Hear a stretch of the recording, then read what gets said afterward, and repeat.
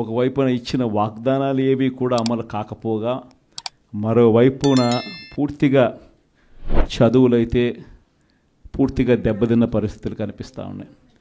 విద్యా దీవెన పోయింది, వసతి దీవెన పోయింది, పిల్లలకు ఫీజు రీయింబర్స్మెంట్ కూడా అందని పరిస్థితిలోకి పోతుంది. ఇంగ్లీష్ మీడియం చదువులు అటకెక్కి, టోఫుల్ అన్నది గాలికి ఎగిరిపోయింది.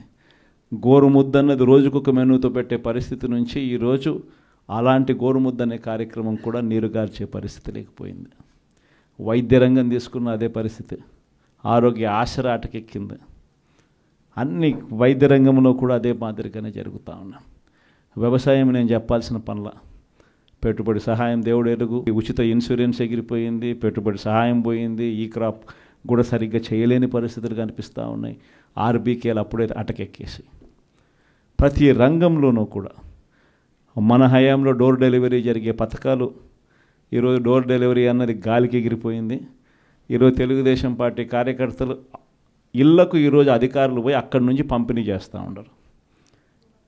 ప్రజలు అక్కడికి పోవాలి, 2 నెలలు అక్కడికి పోకపోతే కనుక కట్. ఇప్పటికే 1,50,000 పెన్షన్ ఇప్పటికే కటింగ్ అయిపోయినాయి. ప్రతి అడుగులోనూ కూడా ఇదే జరుగుతూ ఉంది. కరప్షన్ గురించి నేను చెప్పాల్సిన పనుల, మీ అందరికీ తెలిసిన విషయమే. ఇసుక అయితే మన హయాంలో ఇసుక రేటు ఉన్న రేటు కన్నా ఇప్పుడు ఇంకా ఇసుక ఎక్కువ రేటు అమ్ముతున్నారు. కనీసం అప్పుడన్నా గవర్నమెంట్ కన్నా ఆదాయం వస్తాను నేను. ఇప్పుడు గవర్నమెంట్కి ఆదాయం రాకపోగా ఉచిత ఇసుక అంటున్నారు, గవర్నమెంట్కి ఆదాయం రాకపోగా మనం అమ్మిన రేటు కన్నా ఇంకా ఎక్కువ రేటుకి ఈరోజు ఇసుక ఈరోజు అమ్ముతా ఉన్న పరిస్థితులు. స్టాక్ పాయింట్లలో ఇసుకే కనపడకుండా పోతా ఉంది.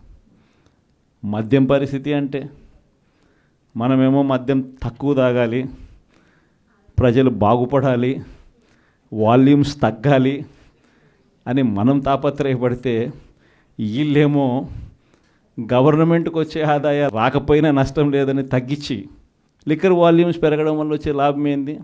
చంద్రబాబు నాయుడుకు వాల్యూమ్స్ పెరగడం వల్ల డిస్టిలరీస్ డబ్బులు బాగిస్తారు. ఇది జరిగేది. ప్రతిదీ స్కామే. ప్రతి నియోజకవర్గంలో ఈరోజు క్లబ్బులు ఎక్కడ పడితే అక్కడ క్లబ్బులు కనపడతా ఉన్నాయి. మట్కా, జూదం క్లబ్బులు అన్నీ జరుగుతూ ఉన్నాయి. పోలీస్ స్టేషన్కి పోయి ఎవరైనా కేసు పెడితే రివర్స్ దొంగ కేసులు మన మీద పెడతా ఉన్నారు. ప్రతి వ్యవస్థ కూడా ఇదే మాదిరిగా దిగజారిపోయిన పరిస్థితి కేవలం ఈ 4 నెలల కాలంలోనే కనిపిస్తూ ఉన్నాం. ప్రజల తరపున మనం ఉద్యమించాలా, ప్రజల కష్టాల్లో మనం భాగస్వాములం కావాలా. కాబట్టి మీ అందరికీ నేను ఒకటే చెప్తాను, ధైర్యంగా ఉండండి, అందరం కలిసికట్టుగా పోరాడదాం, అందరం కలిసికట్టుగా ఉద్యమిస్తాం.